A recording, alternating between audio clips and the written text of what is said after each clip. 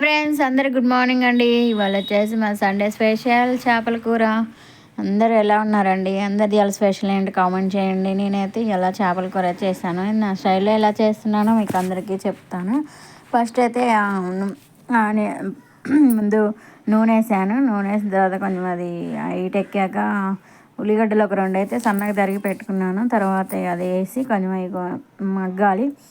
ఉల్లిగడ్డలు కొంచెం బాగా వేగిన తర్వాత దాంట్లో కొంచెం పసుపు వేసి తర్వాత అల్లం పేస్ట్ వేసాను. అల్లం పేస్ట్ కొంచెం అది పచ్చివాసన అంతా పోయిందాక అది మగ్గాలి. బాగా పచ్చివాసన పోయిందాక వేయించేసిన తర్వాత దాంట్లో ఉప్పు కారం అన్నీ వేసి బాగా నూనె పైకి తేలిన దాకా మగ్గియాలి. అప్పుడే చేపల కూర మంచి టేస్ట్ వస్తుంది. నేనైతే ఎప్పుడు ఇలానే చేస్తానండి. మీరు ఎలా చేస్తారో నాకు కామెంట్ చేయండి. తర్వాత దీన్ని ఏం చేయాలంటే నేను బాగా నేనైతే కారం మేమైతే ఎక్కువే తింటాము.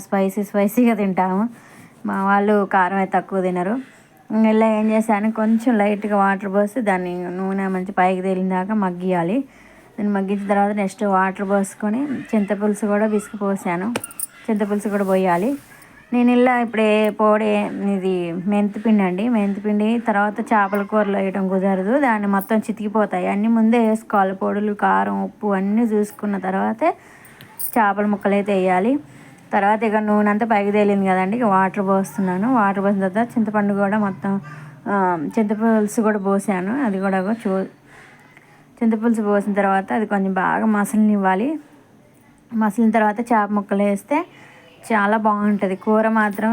నేను ఎప్పుడు తాలింపులో కూడా ఒక్కోసారి అట్లా చేస్తా ఇట్లా చేస్తా.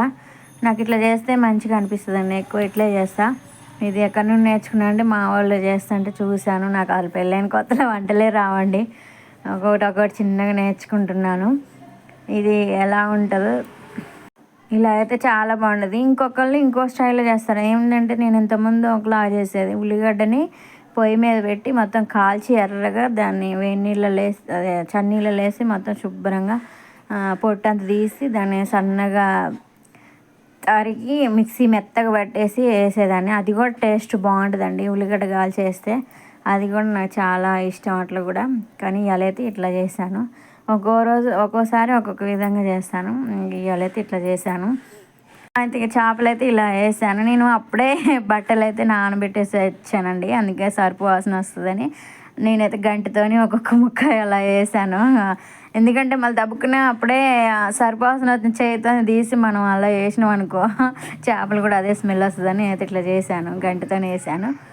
నెక్స్ట్ అయితే అటు కూడా అన్నం అవుతుంది. ఇవాళ ఏంటంటే ఇవాళ అన్నం కూర కొంచెం ఎక్కువ చేస్తున్నాను. చుట్టాలు వస్తుందంటే అట్లా వంట ఎక్కువ చేశానండి. నెక్స్ట్ వచ్చేసి ఇక ఇది పచ్చి ధనియాల పొడి అండి. పచ్చి ధనియాల పొడి వేసాను. కొంచెం గరం మసాలా వేసాను. అదేది కొంచెం తెల్లగా ఉన్న చేప ముక్కలన్నీ కొంచెం కలర్ చేంజ్ అయిందాక బాగా దగ్గర కొడుకునివ్వాలి. అప్పుడు మస్తు ఉంటుందండి. ఇంకా కాకపోతే పులుసు మంచిగా బాగా మసాలాని ఇచ్చిన తర్వాత చేప ముక్కలు వేయాలి. ఇవాళ కొంచెం నేనైతే ఇవాళ కూడా బాగుంది టేస్ట్. కూర కూడా మస్తుంది.